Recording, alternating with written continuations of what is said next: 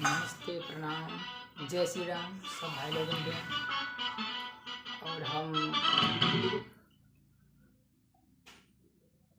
एक विशेष बात खातिर आयल बानी जा और वीडियो में, और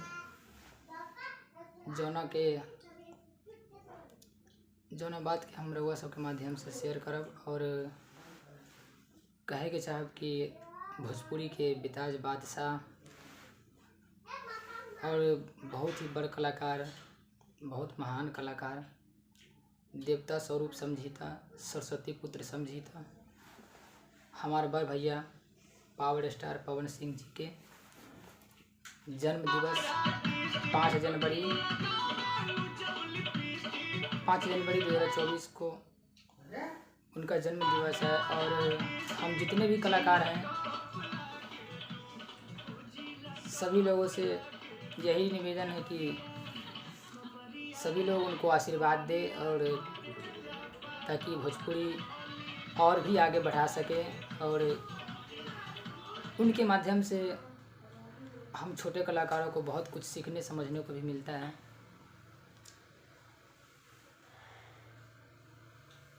और यही से सब लोगन के कहब कि पवन सिंह जी के रउआ लोग भी आशीर्वाद दीजा, और जे उनका खातिर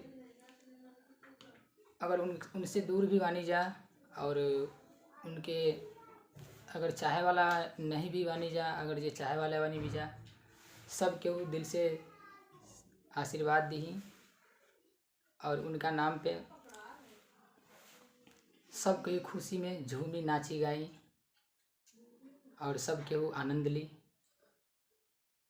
कहे से कि भोजपुरी के बहुत ही बड़ दिग्गज कलाकार पावर स्टार पवन सिंह जी के 5 जनवरी के जन्म दिवस बा।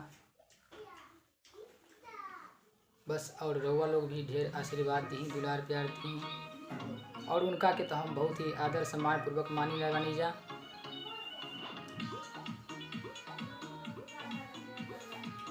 और यही कहा भैया कि भोजपुरी में चाहे कोई भी लाइन के कलाकार होके, कवनो बड़ और छोट ना होकेला, ठीक बा ना। और ना एमे जाति धर्म ऊंच नीच भेदभाव कलाकार इस सब में अगर जे इस सब लेकर के चलेला, समझ ली कि सरस्वती जी उनका के कभी भी आगे बढ़े ना दी। और कभी भी कलाकारी लाइन में केहू से घमंड ना करे के चाहे कि हम एके चाहे वाला बानी, हम ओके चाहे वाला बानी, ये सब भूल बा। रउआ लोग समझी देखी कि कौना का कहता, कौना का कहले बा, ताकि उससे कुछ सीखे के मिले। अभी ना कि हम बड़ बात बोल देव अपना वीडियो के माध्यम से, लाइव के माध्यम से, कि रउआ लोग पहले देखी समझी। जाति प्रथा कलाकारी लाइन में ये सब देखल ना जाला। और यही से कहबे भैया लोग कि जो ना छोट बड़ कलाकार बानी जा, और जे चाहे वाला बानी ना भी, जे चाहे वाला बानी सब केहू पवन सिंह जी के आशीर्वाद दी। और उनसे यह कहब कि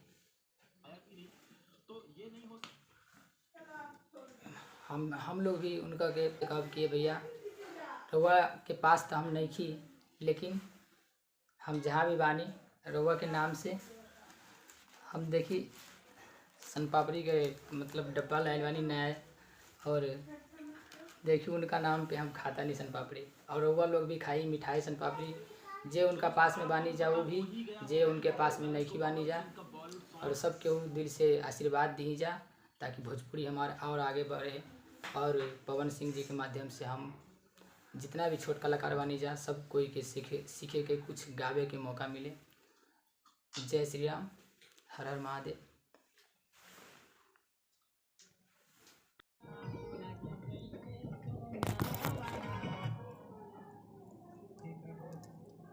जी सर ये वाला भी हो जाइए।